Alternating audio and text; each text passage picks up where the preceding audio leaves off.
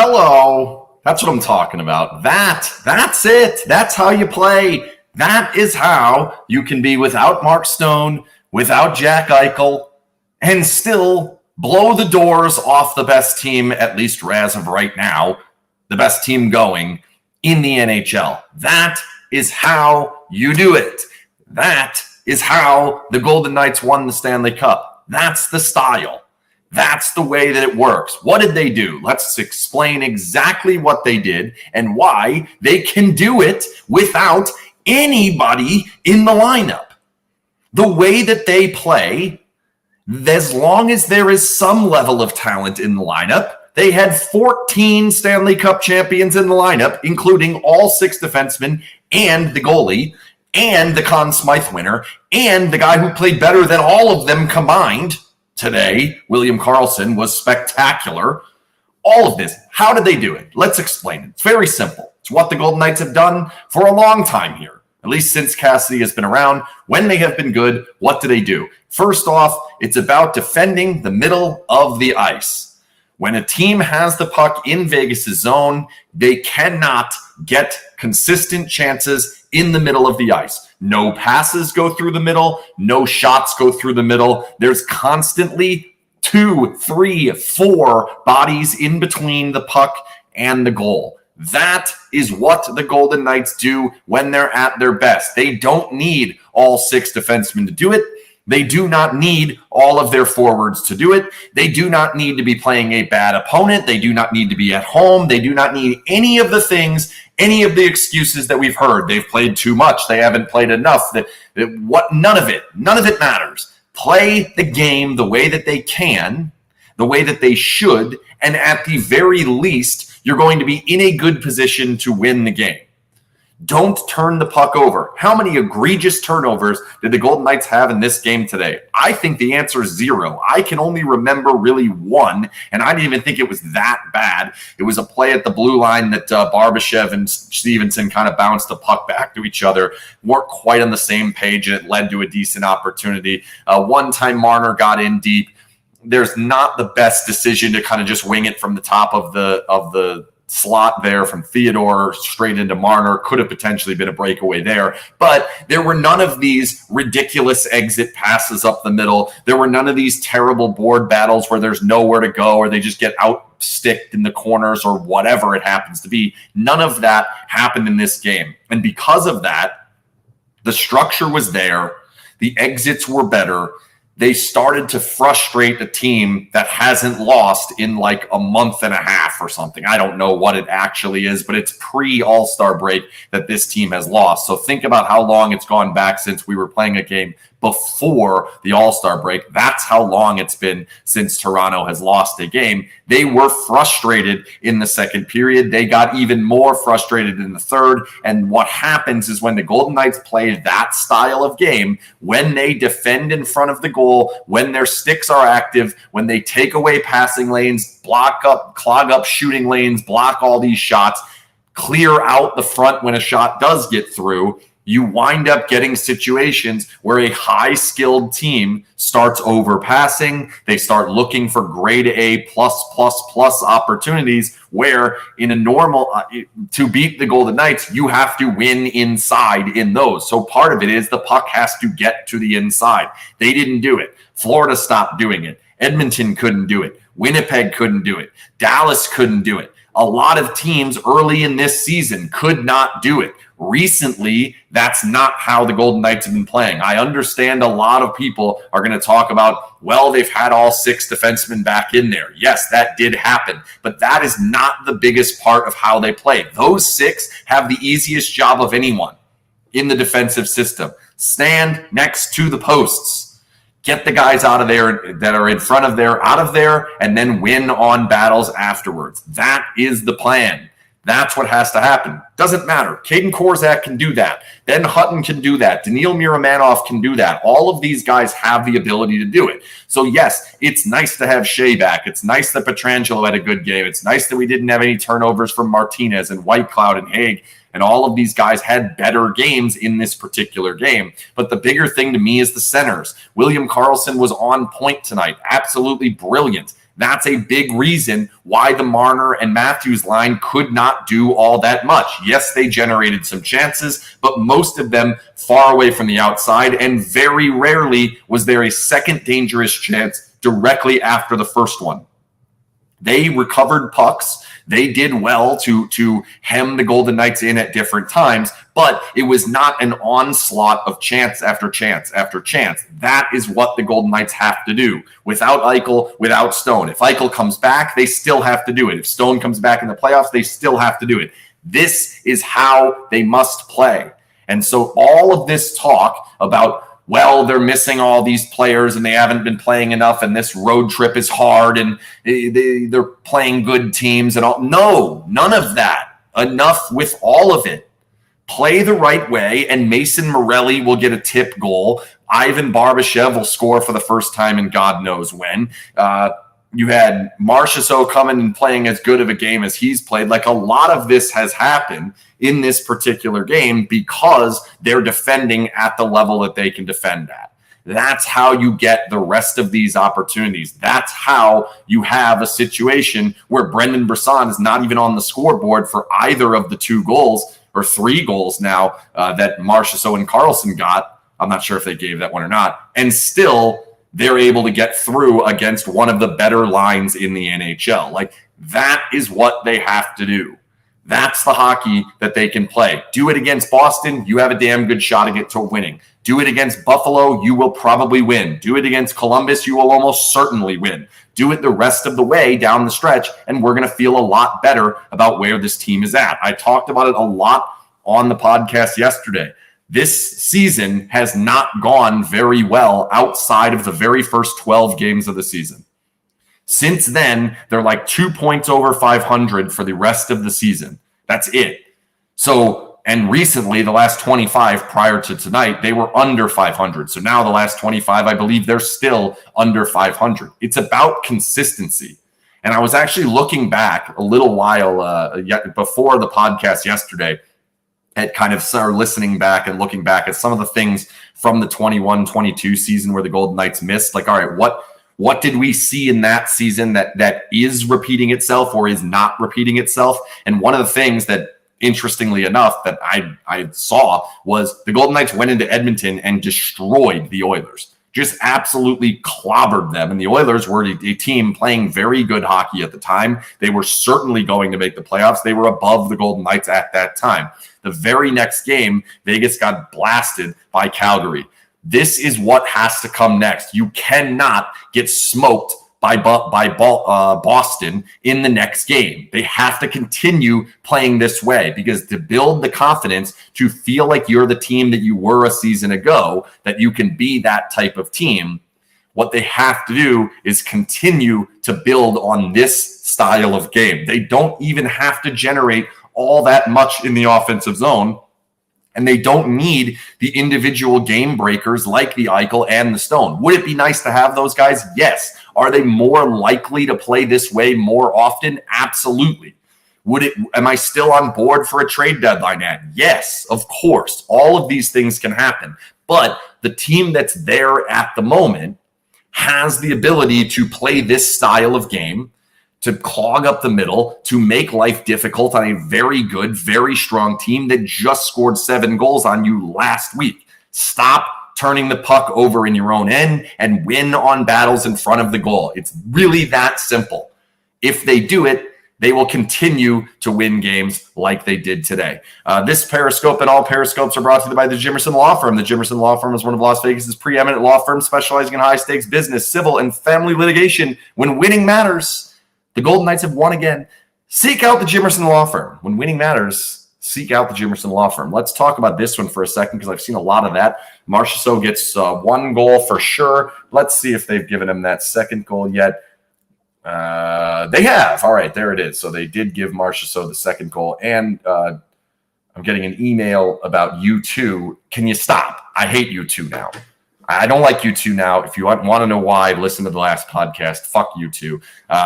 Don't email me about U2. I don't even know who emailed me, but don't email me about U2. I don't want to hear about it. I hate them. I hate them now. Golden Knights would have 75 points if not for you two. But let's talk about Marchessault's contract. So I have a little bit of information about it. Basically, there has not been a lot of contract negotiations at all throughout a majority of this season.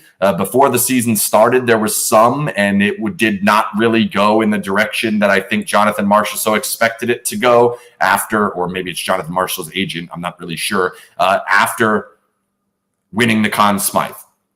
As far as recently, there has not been a lot of contract negotiations. Why? I do not know.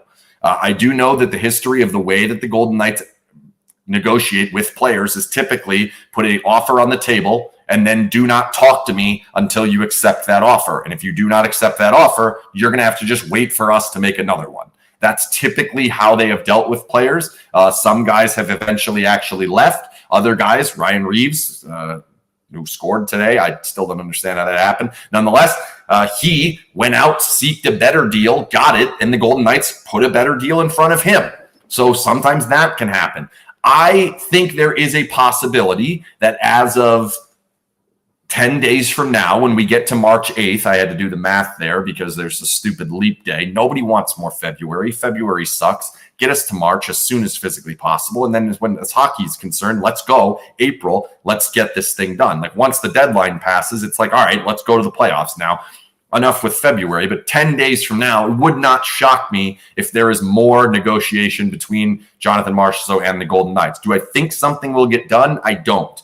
I think it's possible, but I would say it probably will not. They will continue going along the line of whatever they plan on doing with their expected signing of Jonathan Marchessault in the future, of what they expect him to sign for. And if he doesn't, they'll probably have a fallback plan on that. You look back to the Perron situation, I feel like it could be fairly similar to that. The difference is that Marchessault's been even more dominant than David Perron was in that season. Perron ended up going on to win the Stanley Cup the very next year. I think they should probably figure out a way to get this thing done. I think what inevitably happens, I've said this a couple of times, I will continue saying this a couple of times, I think what's going to happen is eventually we'll get close to July 1st, if not directly on or after July 1st, and we'll get like a 3-year deal at 6 and change where it's probably underpaid for what Jonathan Marchessault can get on the open market, but everyone ends up happy. He ends up sticking around and we end up all getting what we want.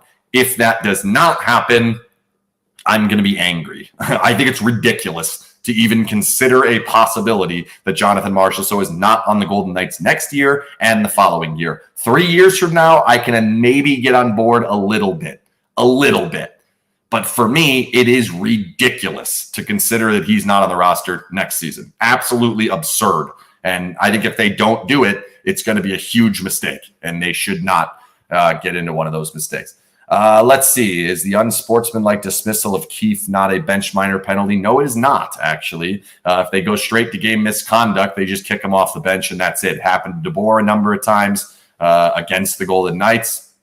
I'm not sure if it's ever happened to a Golden Knights coach. I feel like maybe Gallant got one. Certainly Cassidy is not. I feel like DeBoer has been close, but I don't know if he's ever gotten one. It's not automatically a bench minor penalty. It can be. Abuse of the official can be, but typically in the situation that it ended up happening, they're just going to kick him out of the game and say, get the fuck out of here. We'll deal with you another day. I would be kind of funny. I think they should do what they do in soccer, whereas if you get a red card, you're out the next game. It's a more deterrent to do it. I don't think we have enough game misconducts that it's that big of a deal, but it would be kind of funny if he's not on the bench next game. Anybody else gets a game misconduct, they're not on the bench next game. So all of that. Let's see. What else do we have? Yeah, I saw Toronto hasn't been shut out in something like 200 games. Yeah, that is pretty wild. They're very, very good offensively. I don't think that's a terribly surprising thing, considering they're going to have two dudes with over 100 points. They're going to have one guy who's going to get, 62, 63 goals, something like that. Austin Matthews, pretty ridiculous. How have I felt about the 1971-81 line? That is Brisson, Carlson, and Marchessault. I think it's been very good. I think anytime you put, and I've said this numerous times over the course of the years, I think anytime you put 71 and 81 together, and there was an argument to be made that it was also 71 and 19. I'm not so sure it worked with Smith and Marchessault, and you can just jam somebody in between them. But as long as Karlsson's there and he has one of his familiar wingers on his side, in this case, we only have the option of it being Marchessault, I think you could put just about anybody in that spot. I think they can get more out of Brisson. I do think Brisson has actually slowed that line down a little bit, which goes to show you how unbelievably good I think Marchessault and Karlsson have been playing recently. I don't think, I'm not sitting here saying Brisson's been bad or anything of that sort, but I do think his strength on the puck is not really helping them. He's not really building a lot of these opportunities. Maybe he's keeping some of them alive with some puck retrieval. He's pretty good through the neutral zone. At least he has been so far in a Golden Knights uniform. So that is good. And I think it is getting them out there and making things happen on the rush a little bit more. But for me, those two together, it doesn't really matter. And that's where I think you can look down the line and say, all right, well, can we find the name that I keep going back to is the Alex Wennberg? Can you find that type of player, especially if Marchessault is going to be dominant in that situation? There is an argument to go back to Barbashev, Marchessault, in which case Stone fits into that spot next to Karlsson. I think that would be just as effective, if not even more, and even more consistent defensively. If they can get another player who is a defensive player that also has a little bit of offense to his game, I think putting him on the left can really make that a dominant shutdown line. One of the things I noticed today that really shocked me, considering it was a road game in this particular game, is Karlsson was out there against Matthews a lot, almost all the time. And when he wasn't, it was typically against Tavares. And that line did not do very much at all. I know that they got the goal, but really did not do all that much at all. And that's weird to me that they didn't get more opportunities, especially there were a couple of times that they would start Matthews in the defensive zone, but I know they don't like to do that. I think it's kind of unbelievable how well the Golden Knights have been able to get these matchups, how often they can get Karlsson against McDavid when they're in Edmonton, how often they were able to get Karlsson against Matthews in this particular game in Toronto. Let's see how often are they going to be able to get Karlsson against Pastrnak in Boston. So we will see, but that to me is just a coaching mismatch. I think this is a significant coaching mismatch. That the Golden Knights have the way better coach. They're a more structured team. They're better at picking the decisions on the lines. They're better at picking who plays at what times and finding these matchups on the fly and all these different things. So that's where I'm at on that. What can you say about Rempel and Morelli? To me, it's very simple. It's a simple game. They get the puck in deep, they go bang around, and they try to get it back. Here's what I'm going to say about that line, and I think we're going to look at this moving forward, and I think we probably saw that a little bit in the first couple of games that they played together. When the rest of the team is going, when they're defending well, when they're playing well through the neutral zone, when they're not turning the puck over in their own end, these guys are going to look just fine, just capable enough, able to do the job. You're not going to get goals very often from them. Granted, they got to play against a terrible fourth line. My thoughts have been made on that particular player for a while. I think if he's on the line, you're probably not a very good line. They got to play against a bad fourth line. I think they had a benefit in this game, and that's saying quite a bit about the other team.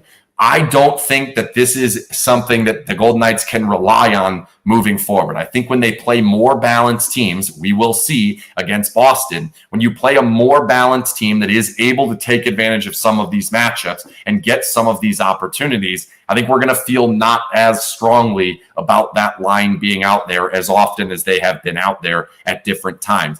Can they get the job done? Yes. But are they going to be able to get the job done enough to hand the puck off to the next group in a better position than they got it, not to the same level that Carrier, Waugh, and Kolesar can do, Carrier, Howden, and Kolesar have done, other guys down the lineup? I think with all three of them, you get a very simple game. You very rarely are going to get much offense out of it. Yes, we did get some today, but I think you're going to get a very limited amount of offense moving forward with them.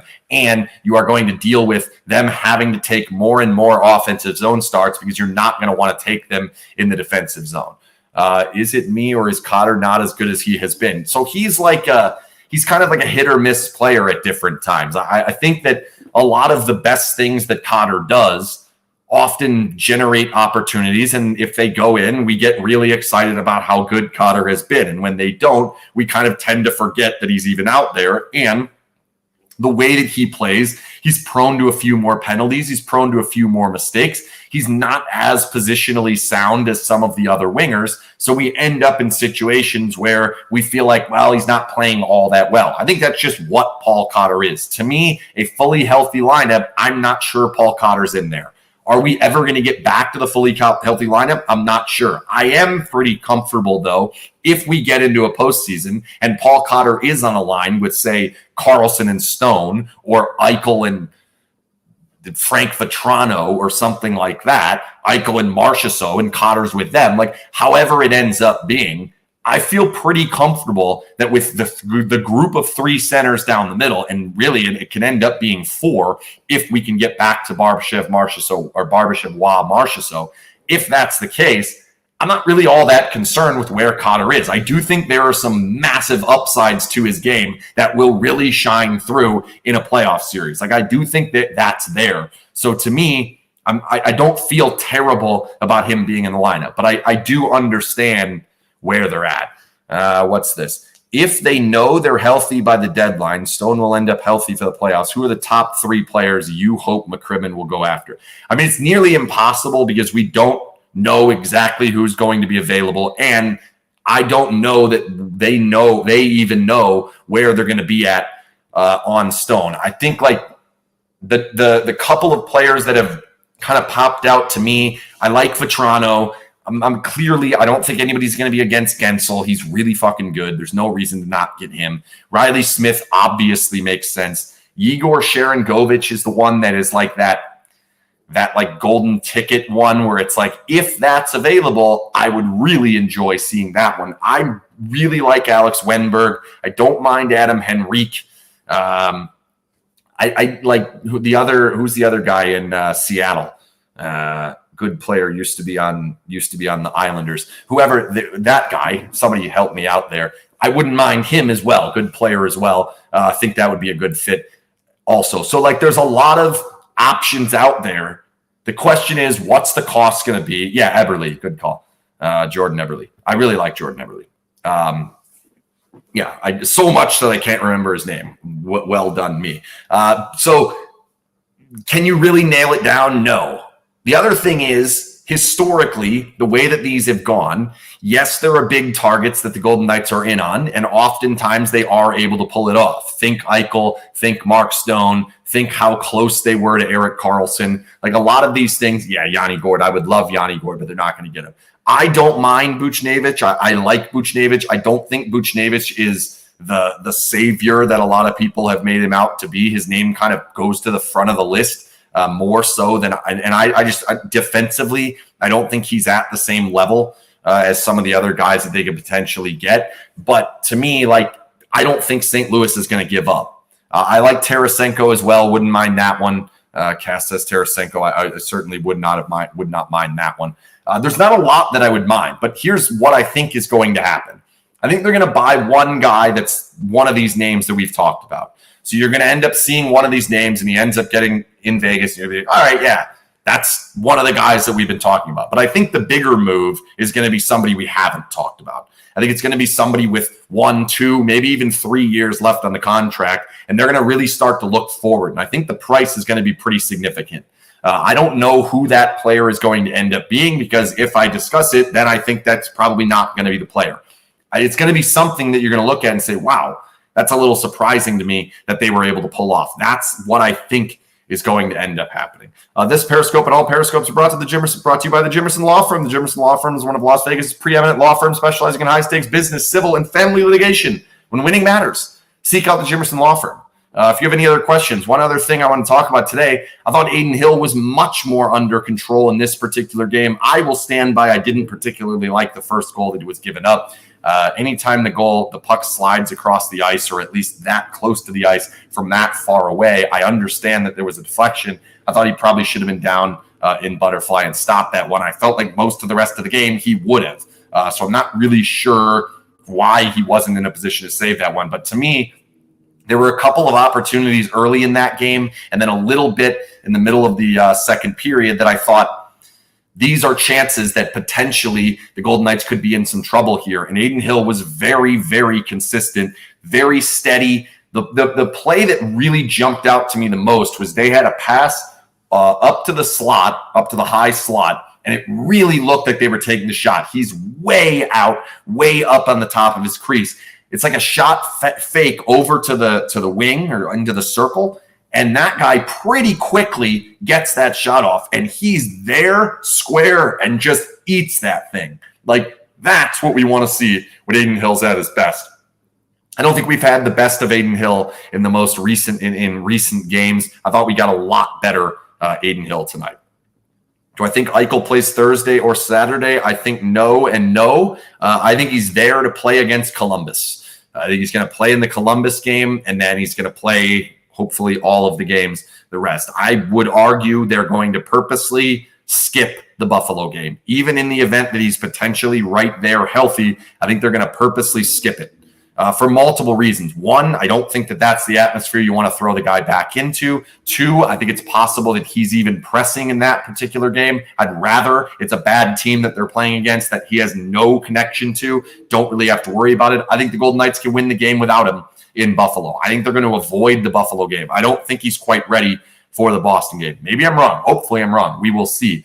If that's the case, then of course he plays in the Buffalo game. But if he does not play in the Boston game, I do not expect him to play in the Buffalo game. That's my guess that he's going to play there. What are the odds that Stone is back for the first series of the playoffs? I would say, if I'm putting odds on it, and this is based on very limited knowledge of what has happened. We know that it was a lacerated spleen. We do not know if there was a splenectomy. I just learned that term, which means they take the spleen out. At one point, somewhere along the line, discectomy.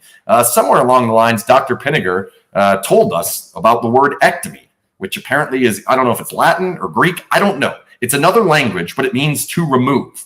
Ectomy. If he had a splenectomy, they take the spleen out. Apparently you could do that. I didn't know that. I still am not even 100% sure on that. I think that's right. I've heard the word splenectomy. Ectomy is out. I think they could. If that happens, it's different. So I don't know if it's recovering or it's that or whatever. But I'll say this, based on the historic timelines that we have seen, I would say he's somewhere in the ballpark of 25 to 35% that he plays the very first game of the playoffs. I wouldn't say it's a favorite, but I don't think it's like far from that. I think the next thing behind that is something along the lines of like 30% that it's midway through the playoffs. And maybe that's even higher, 40%, 50%, something like that. So I think that's the most likely. I would say the favorite is like second round into the third round. If they get there, he's skating with the team, but he's not quite ready to come back through a lot of it. I think it's going to take a while of skating with the team before we get there.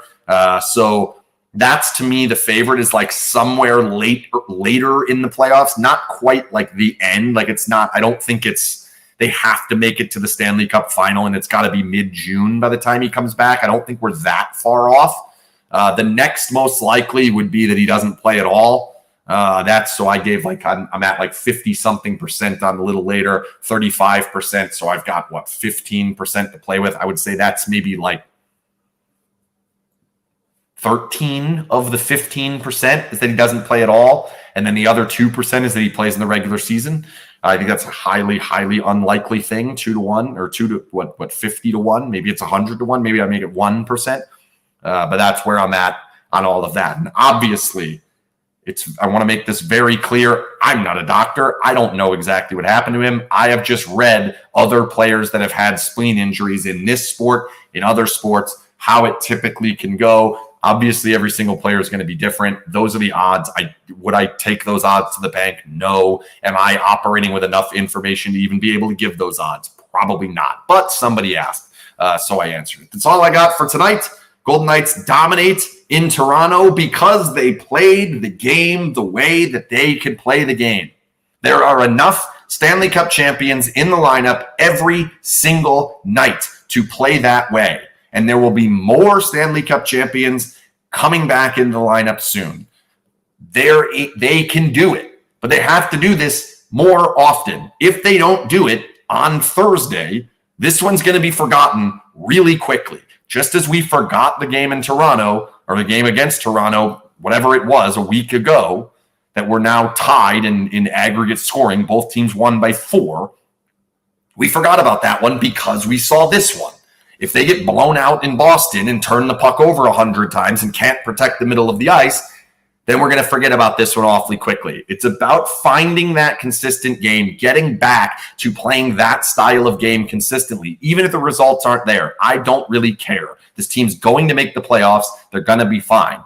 Process matters more. They have to keep playing like they did today. Do that, they will be fine. They got a great shot to go into the playoffs in a good position and win again. I really do believe that if they can keep playing like this. Good night.